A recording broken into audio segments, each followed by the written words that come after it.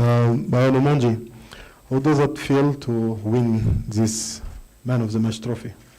It's a big tournament na ni opportunity poa kupata like kujituma, na naweza sema hii trophy imekuja because team spirit, kwa watu wamejituma, so we were fighting for something. Hiyo ndio naweza sema like imekuwa motivation. Congrats kwa performance nzuri sana. Ningependa tu nikuulize hiyo turnout vile ilikuwa very huge compared na game ya kwanza. Na so far umeconcede goal moja tu. Labda kwako unge describe aje fans vile umeturn out, na labda hii inakufunza nini kama mchezaji? Okay, naweza sema kusoma fans ni cause tulionyesha kuna team spirit kwa the first match. So the more tulikuwa tunaenda tukicheza, mafans walikuwa wanakuja wanatown watu wengi. So imekuwa push poa kwa mafans. Naweza sema waendelee kutusupport tufike hadi finali. Bayo naitwa Gadaiza kutoka Mozart Sport. Umekuwa part of a defense yenye imekeep clean sheet 2, imeconcede bao 1, na despite kupewa red 2. Maybe unaweza to show as the last man in kwa hiyo defense line. Siri yenu imekuwa gani ama tactics zenu ni gani? Naweza sema kwa venye hata watu wanaiona game, naweza sema ni spirit, cause watu wanajituma, cause it's the first time tournament kama hii happen Kenya, so tunataka tukue kwa history. Yeah. Thank you, Mr. Bryne Omondi. How do you feel after winning this important game? Just proud of the players. They left everything out on the field, not just for themselves, but for the fans in the stadium. That was incredible, and I don't think if we didn't have the performance from the fans the way they did, we would have survived. Not with 11 players, not with 10 players. So this victory we owe them to the fans. So I'm just beyond grateful, you know, that you have a team that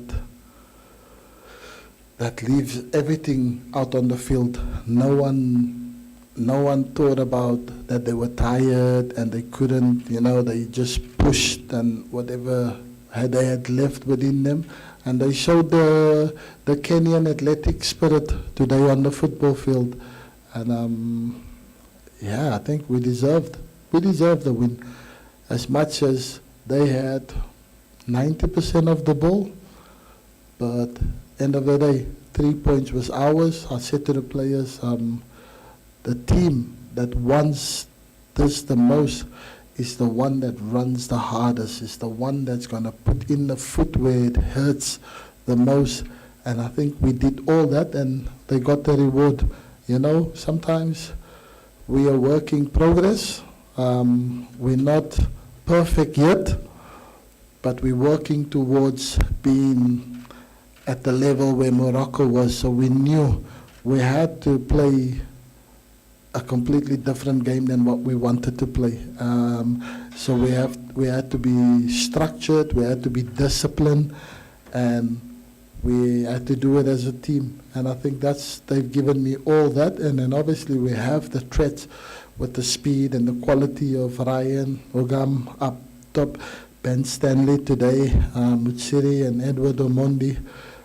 These boys, they pure heart Kenyans because they know how to run.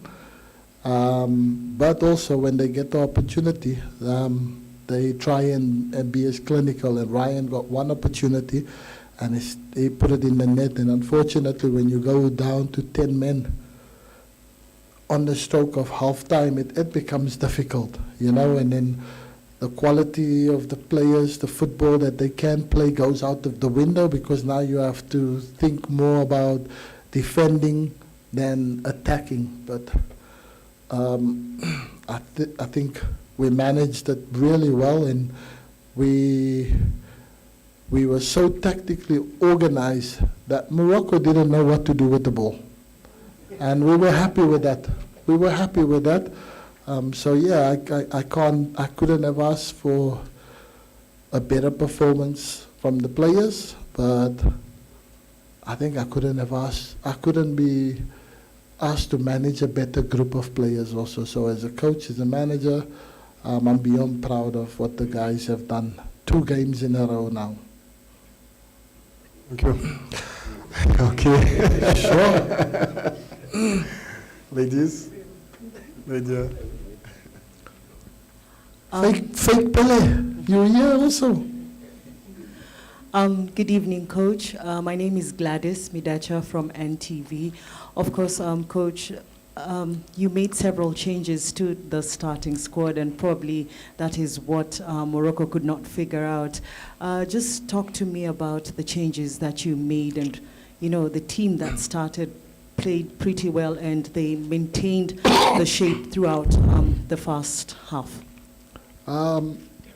If you can remember, if you were in the post-match interview before the game, where I was asked a question about if I will refresh the team or not, and I said, well, we still have a training session, and in the training session you could see that the fatigue and the tiredness in most of the players, as much, no one wants to tell me that, coach, I'm tired, please pick someone else. So everyone wanted to play, but as a coach you have to also see and understand your players to know that they will go out and play for you whatever you ask of them, but it's for you to recognize as a coach when it is time to give a player rest, because he will never ask to be on the bench. So yeah, when we saw a lot of tired legs, and we wouldn't have coped with Morocco if we had kept the same team that played against Angola. So it's one of the risks that you take. But for me, I don't call it a risk. I call it about knowing your players, trusting your players, every single one in the squad. You trust them, that's why they are here. And I trust them to go out against Morocco, even if they haven't started the first 2 matches. But they will go and do the best job for the country, for the coach, for the fans, and for themselves and the family. And that's what I got. I got a really fresh team that was energetic, that we could match Morocco. And you saw in the first half, I think we were dominant because we created the most clear-cut opportunities, goal-scoring opportunities. They had one where you say we should have probably gotten punished with the free kick that they take.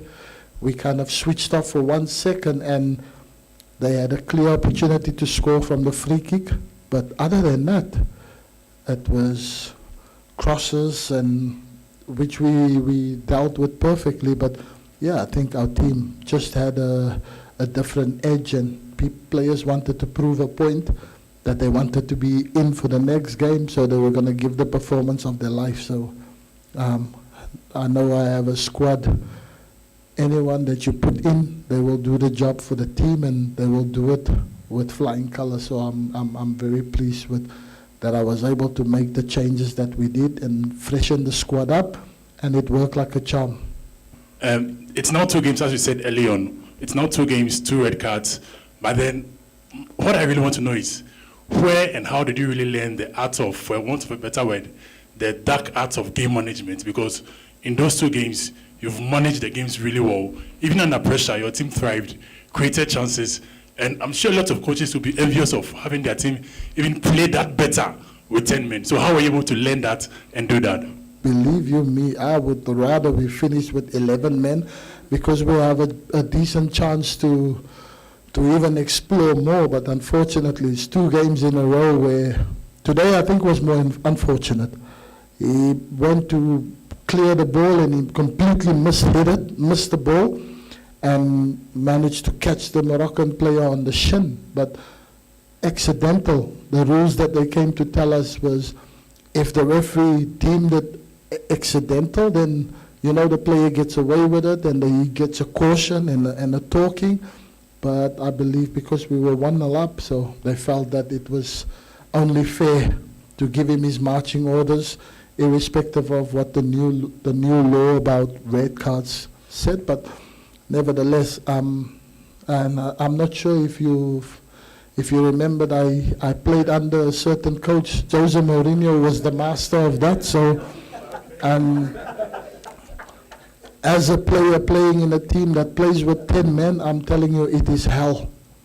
It is hell, but we used to manage it perfectly, like it was our everyday thing. You know, like we were a team that plays with 10 men instead of 11. So I've learned the trades and the tricks of working with Mourinho, and where you adjust, who do you sacrifice, and unfortunately, it's not going to be pretty for the fans because they want to see attacking football and good. But then you think about most important, to protect your goals, and if you are in the lead, you protect at all costs. Sometimes defenders have to play midfield jobs or striker jobs, and that was the art that I've learned playing under Jose. So for me as a coach, I think I just take myself back to, okay, when we used to get a player send off, one of the strikers get taken off, and then one must run himself down like a donkey in front, and the rest, we park the bus. No, not the bus. We park a train and then a bus in front. So yeah, that's what I learned playing under Jose. So I guess it comes in handy in those two situations that we had. But I'm praying to God that against Zambia, no yellow cards or red cards. Please, no.